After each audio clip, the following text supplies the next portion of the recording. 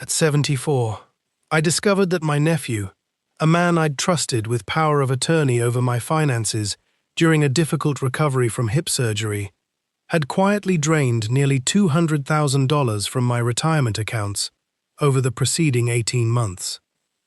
I want to tell you what that discovery actually felt like, because I don't think betrayal fully captures it. It felt like the ground itself had been quietly hollowed out beneath me for a year and a half without my noticing, and I'd simply been walking on the thin remaining surface, assuming it was solid, until the day it finally gave way. I'm 76 now, 2 years past that discovery, and I want to tell you how I rebuilt something from what was left, because the story doesn't end where you might expect it to. I'm not going to tell you it was a clean, uncomplicated recovery, because it wasn't. But I am going to tell you it was possible. At 76, starting from significantly less than I'd spent 34 years building. And I hope that possibility matters to someone watching this who's currently standing where I once stood. I need to explain who Marcus actually was in my life, because I think the depth of the betrayal only makes sense against the depth of the trust that preceded it. My younger sister passed when Marcus was 19, and I stepped into something resembling a father figure role for him afterward, though I never tried to replace his own father, who remained present but emotionally distant in the years following her death. I helped him through community college, co-signed his first car loan, sat in the front row at his own wedding 15 years ago, and had, by every measure I understood at the time, a genuinely close and loving relationship with him across nearly 3 decades. When I had hip replacement surgery at 74, recovery complicated by a minor infection that kept me in and out of medical facilities for almost 2 months, Marcus offered to help manage my finances temporarily, handling bill payments and routine transactions while I recovered. I granted him power of attorney without much hesitation, the same way you'd hand a trusted family member your house key during an extended trip. I spent 34 years teaching high school science, the last 12 as department head, a career that never made me wealthy, but had allowed me, through careful, disciplined saving, to build a retirement fund I was genuinely proud of. Proud in the specific way people who grew up with very little tend to feel about money they built themselves rather than inherited. My wife, Dorothy, passed 6 years before the hip surgery, and I'd continued living modestly in the same house we'd shared for 3 decades, my retirement savings sitting quietly in accounts I checked perhaps twice a year, trusting the slow, steady growth I'd built over a working lifetime, the same way you trust a foundation you poured yourself and know to be solid. I want to be clear that I wasn't a wealthy man by any dramatic standard, but $200,000 represented, for a retired public school teacher, a meaningful portion of what stood between a comfortable final chapter and genuine financial precarity, and I had built it dollar by dollar across 34 years of a modest salary and disciplined restraint. I remember specific sacrifices that went into that fund, the kind that only feel meaningful in hindsight. Dorothy and I drove the same reliable, unglamorous sedan for 11 years past the point most colleagues had upgraded theirs, specifically so the difference could go toward retirement contributions instead. We took modest vacations, camping mostly, rather than the cruises and resort trips other teacher couples we knew took each summer. None of it felt like sacrifice at the time. It felt like a shared, quiet discipline toward a future we were building together, one deliberate choice at a time. I discovered it, almost by accident, 9 months after my recovery, when a routine call to my bank about an unrelated matter revealed a series of transfers I didn't recognize, dating back to shortly after I'd granted Marcus that temporary authority. I sat with the bank representative on the phone for over an hour that afternoon, watching a pattern emerge that I didn't want to see clearly, even as the numbers made it undeniable.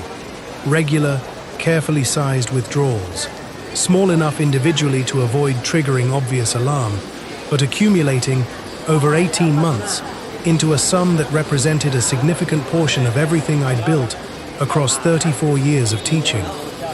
I called Marcus that same evening, hoping, genuinely hoping, that there was some explanation I hadn't considered. A misunderstanding. An authorized transfer I'd forgotten agreeing to. He didn't answer. He didn't answer the following day either, or the day after that. By the end of that week, his number had been disconnected entirely. I drove to his house, 2 days after his number disconnected, something I hadn't planned in advance, simply an instinct to see his actual face rather than continue speaking into a silence. The house was empty, not recently vacated in a hurried, obvious way, but empty in a manner that suggested planning. Most of the furniture gone, mail already forwarded. I stood in that driveway for a long while, 74 years old, recovering still from hip surgery, trying to reconcile the nephew I'd known for nearly 3 decades with the calculated absence in front of me. I want to describe what those following months actually looked like, because I think the financial devastation, significant as it was, wasn't actually the hardest part. I filed a police report, hired an attorney, and began the slow, exhausting process of understanding exactly how much had actually been taken and whether any of it could realistically be recovered. My attorney was honest with me early on that recovery was unlikely. Marcus had apparently moved the funds through channels that made tracing and reclaiming them extremely difficult, and pursuing a family member through the legal system, even one who'd caused genuine financial harm, carried its own emotional cost that many people in my position ultimately couldn't sustain. What hurt most, more than the money itself, was rebuilding my understanding of nearly 3 decades of a relationship I'd believed was genuine. I found myself, during those months, questioning memories I'd once treasured, his wedding, holidays, ordinary phone calls, wondering which parts, if any, had been real affection and which had been, even unconsciously, a slow cultivation of the trust he'd eventually exploit. About 4 months after the discovery, once the legal process had made clear that meaningful recovery was unlikely, I sat down and did an honest accounting of what actually remained. It wasn't nothing, which I want to state clearly, because I don't want this story to suggest I was left with absolutely no resources. But what remained, combined with my modest teacher's pension and social security, would not comfortably sustain the life I'd planned for in the town where I'd lived my entire adult life. A town where property taxes, insurance, and ordinary costs of living had climbed steadily across the decades I'd spent building the fund that was now gone. I remember sitting at my kitchen table with that accounting spread out in front of me, 75 years old by then, and understanding that I faced a genuine choice: spend my remaining years managing a slow, anxious decline in the town where the betrayal had happened, surrounded by reminders of both Dorothy's absence and Marcus's theft, or find some way to rebuild somewhere the remaining resources could actually sustain a life worth living. A former colleague from the school, retired 4 years before me, had mentioned once, in passing at a retired teacher's luncheon, that she'd been researching retiring abroad to make her own modest pension stretch further. I hadn't thought much about the comment at the time. Sitting at that kitchen table months later, it resurfaced. I called her, somewhat sheepishly, asking whether she'd actually gone through with any of that research. She had, extensively, though she'd ultimately decided to stay near her grandchildren instead. She sent me everything she'd compiled anyway, a genuinely thorough file on several countries, including the Philippines specifically, which she'd ranked highly for exactly the combination of factors that mattered most to my situation: low cost of living, healthcare access, and a straightforward retirement visa process that didn't require navigating a system I had neither the energy nor remaining resources to struggle against. I spent the following 3 months building my own research on top of her foundation, the same methodical approach I'd once applied to designing a semester's science curriculum. Careful, sequential, building toward a decision I could actually trust, rather than one born purely of desperation. I sold the house Dorothy and I had shared, the same house where I'd once believed my retirement would quietly unfold exactly as planned, and moved what remained of my resources into a plan built around a modest apartment in a mid-sized Philippine city with an established retiree community and reliable healthcare access. Selling that house was its own specific grief, layered on top of everything else. I found myself, during the final walkthrough before closing, standing in the kitchen, where Dorothy and I had shared thousands of ordinary meals, understanding that I was closing not just a financial chapter, but the last physical space that had held our actual life together. I moved at 75, alone, with considerably less financial cushion than I'd once planned to retire with, but with a clear-eyed, carefully researched plan rather than a desperate, reactive one. I want to emphasize that distinction because I think it mattered enormously for how the following months actually unfolded. I also want to mention that I made a short exploratory visit before the permanent move, 2 weeks, specifically to verify the research matched reality before committing what remained of my resources to a permanent relocation. That visit confirmed the healthcare access my research had promised, let me meet the volunteer program coordinator in person before formally moving, and gave me enough confidence in the specific city I'd chosen that the permanent move, when it finally happened, felt like the execution of a verified plan rather than a leap of faith layered on top of an already devastating year. The first months were difficult in a way that combined ordinary adjustment struggles with a specific underlying grief about the betrayal that had made this move necessary in the first place. I found myself, more than once during those early weeks, feeling a kind of low-grade anger I hadn't fully processed back home. Anger at Marcus, at myself for trusting him so completely, at a life circumstance that had forced a man my age to essentially start over with a fraction of what he'd spent 34 years building. What eventually helped wasn't a single resolution of that anger, but the same pattern I've since learned defines most genuine recoveries from something like this. Small, accumulating evidence that a life could still be built, even from a compromised foundation. A local volunteer organization, connecting retired educators with a small tutoring program for underprivileged students, became the first real structure in my new life here. Something I found through my former colleagues' continued long-distance encouragement about 6 weeks after arriving. Working with those students, applying 34 years of teaching experience to genuinely eager, under-resourced kids, gave me something I hadn't expected to need this specifically, a sense that my professional life's work still had value, that it hadn't simply ended with retirement and then been further diminished by Marcus's theft. I also joined a small chess club, meeting twice weekly with a mix of local retirees and other expats, which gave my week a second reliable structure beyond the tutoring. Between the two, within 4 months, I had something resembling an actual life again, rather than simply a holding pattern while I processed what had happened back home. The chess club, specifically, introduced me to Reynaldo, a retired local engineer who became, over the following months, something closer to a genuine friend than I'd expected to find this quickly. He noticed, during our 3rd or 4th match, that I seemed distracted, and asked, directly but gently, whether something was troubling me. I told him a shortened version of the Marcus story, expecting the polite sympathy strangers typically offer. Instead, he told me about his own brother, who'd mismanaged a family business decades earlier in a way that had cost Reynaldo's parents significantly, and about the years it had taken him personally to separate his anger at his brother's specific choices from any broader capacity to trust people generally.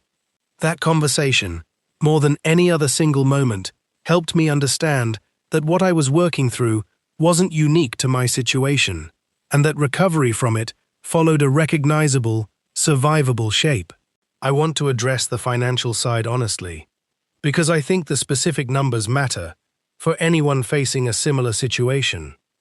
My modest teacher's pension, combined with Social Security and what remained of my savings after the theft, comes to roughly $1,900 monthly. In my hometown, that figure would have meant a genuinely precarious final chapter, watching every expense with real anxiety. Here, it covers a comfortable 1-bedroom apartment, groceries, modest healthcare costs, and the 2 volunteer activities that have become the center of my actual life, with enough remaining that I've started, slowly, rebuilding a small emergency fund for the first time since the theft. I don't want to suggest the math erased what was taken from me. $200,000, built across 34 years of careful teaching salary discipline, represented decades of my working life, and no amount of favorable cost of living math fully returns that. But the math did give me something Marcus's theft had nearly taken along with the money itself: the ability to build a genuinely stable, dignified final chapter rather than simply managing decline. My daughter, who lives 4 states from where I used to live, struggled significantly with both the theft itself and my decision to move so far away in its aftermath. She worried, understandably, that I was making another significant decision while still emotionally compromised by the first devastating one. We had a difficult phone call about 8 months after my move, where she asked me directly whether I trusted my own judgment enough. After being so completely deceived by someone I'd trusted for 30 years, to be certain this move had been the right call rather than another decision I might come to regret.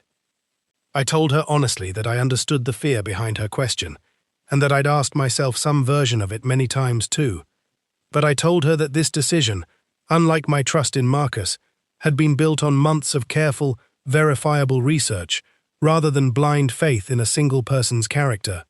Visa requirements I could confirm independently, cost of living data from multiple sources, a volunteer program with a verifiable track record.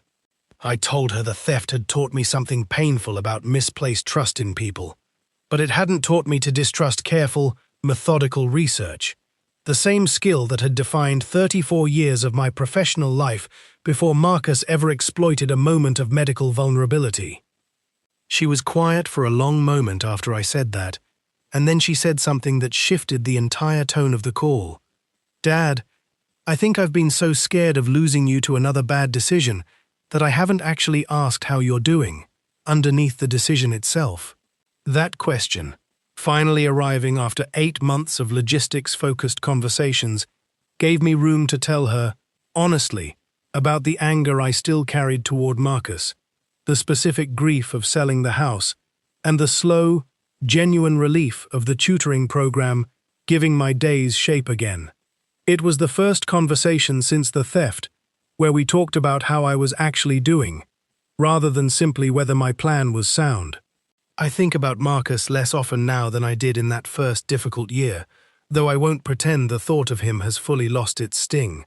I've made a specific kind of peace with understanding that I'll likely never fully know why he did what he did, whether it was addiction, desperation, or some slower moral erosion I simply never witnessed across 30 years of what I'd believed was genuine affection. What I've come to believe, 2 years out, is that Marcus took a significant portion of my financial security, and he took, for a period, my ability to trust my own judgment about people. But he didn't take my capacity to teach, to build new relationships, to construct a genuinely meaningful life from what remained. I think in the end, that distinction matters more than any amount of dwelling on what he specifically took ever could. I sent him a letter about a year ago, not asking for anything, simply stating plainly that I'd rebuilt a stable life despite what he'd done, and that I hoped, whatever had driven his choices, he eventually found his own way towards something more honest. I haven't heard back, and I don't expect to. I didn't send it for his benefit, honestly. I sent it because I needed to say it out loud to someone, even someone unlikely to respond, in order to fully close that particular chapter for myself. I want to mention, too, a specific realization that arrived only recently, closer to this 2-year mark than to the initial discovery. I noticed, teaching one of my tutoring students a lesson about chemical bonds breaking and reforming, that I was explaining the concept using language that felt oddly personal.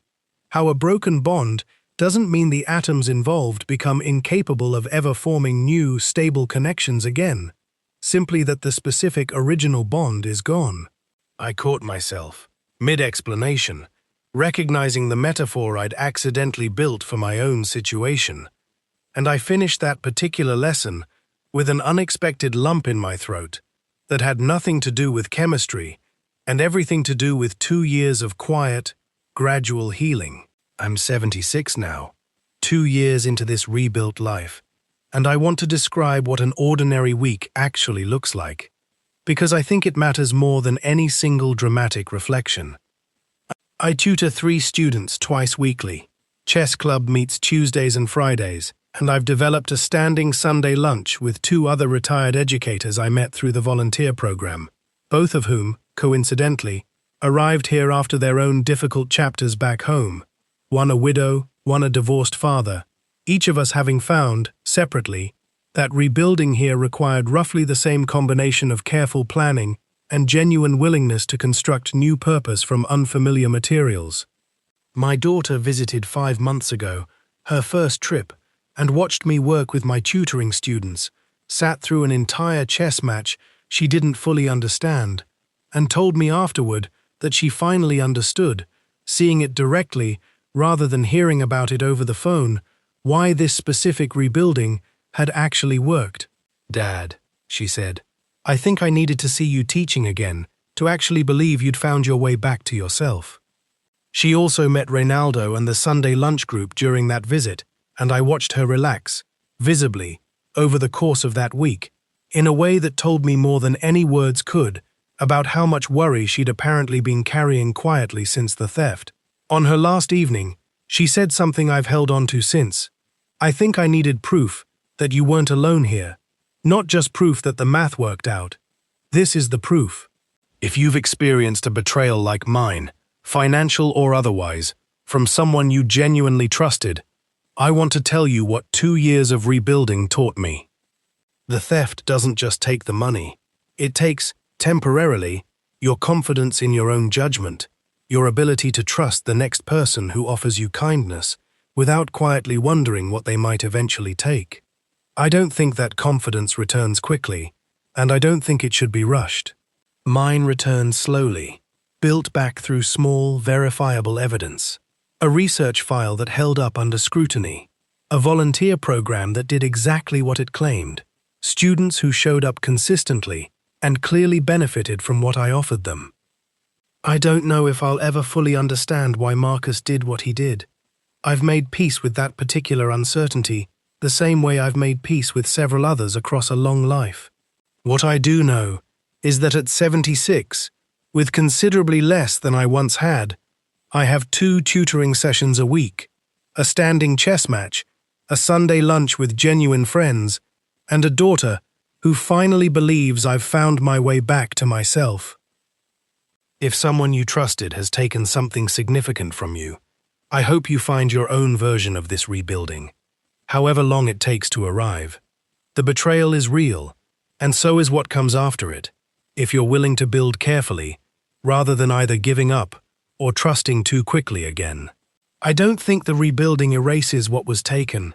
I think it simply proves, slowly and with real evidence rather than blind hope, that what was taken wasn't the whole of what you had to offer the rest of your life. I'll see you in the next